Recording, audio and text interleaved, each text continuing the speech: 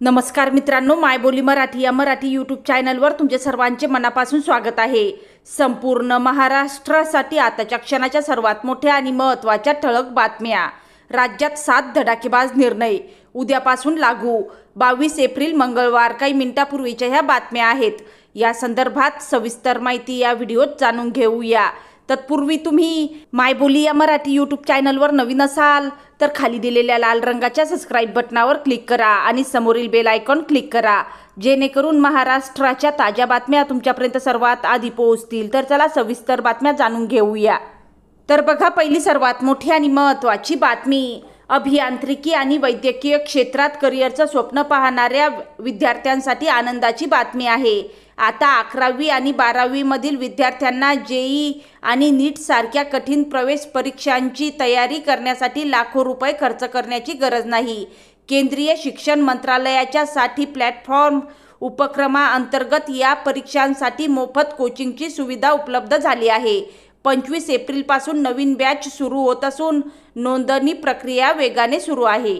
त्यानंतरची सर्वात मोठी आणि महत्त्वाची बातमी बघा।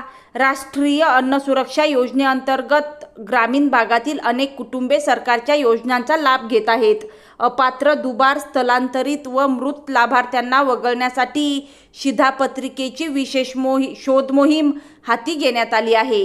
या मोहिमेत शिधापत्रिकाधारकांनी आवश्यक पुरावे व हमीपत्रासह अर्ज 30 एप्रिलपर्यंत सादर करण्यासाठी आवाहन करण्यात आले आहे। त्यानंतरची सर्वात मोठी आणि महत्त्वाची बातमी बघा।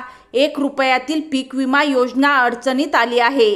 ग्रामीण भाषेत सांगायचे तर शेतकऱ्यांनी या योजनेला चुना लावला आहे असे सांगत 1 रुपया ही पीक विमा योजना बंद करण्याचे संकेत राज्याचे उपमुख्यमंत्री अजित पवार यांनी दिले आहेत। जुन्या पीक विमा योजनेतील निकष बदलून नव्याने ही योजना तयार करून मंत्रिमंडळाच्या बैठकीत त्यावर निर्णय घेतला जाईल असेही पवार यांनी स्पष्ट केले आहे। त्यानंतरची सर्वात मोठी आणि महत्त्वाची बातमी बघा।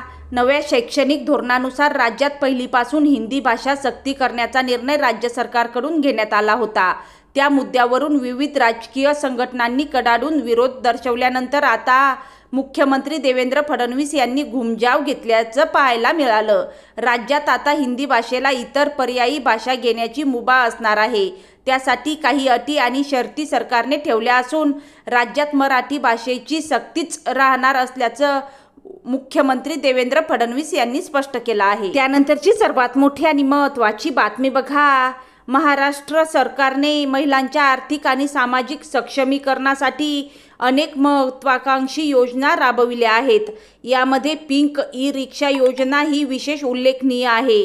महिला व बालविकास विभागामार्फत राबवली जाणारी ही योजना महिलांना स्वतःच्या पायावर उभे राहण्यासाठी आणि नियमित रोजगाराची संधी उपलब्ध करून देण्यासाठी सुरू करण्यात आली आहे।